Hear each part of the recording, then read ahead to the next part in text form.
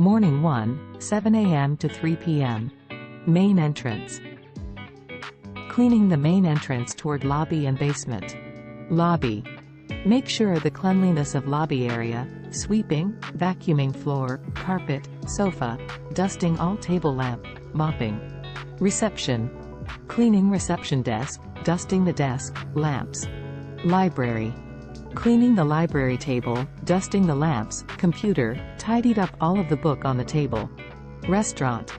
Cleaning restaurant after break time, sweeping, dusting, vacuuming. After breakfast. GM office. Cleaning GM office, sweeping, mopping, squeezing window. Lobby restroom. Cleaning the restroom area, make sure face towel and tissue. Guest room corridor, elevator, staircase. Sweeping, dusting, mopping guest room corridor, elevator and staircase. Rooftop restroom. Cleaning the restroom area, make sure face towel and tissue.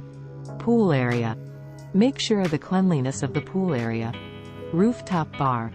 Make sure the cleanliness of the area of rooftop bar. Bow corridor.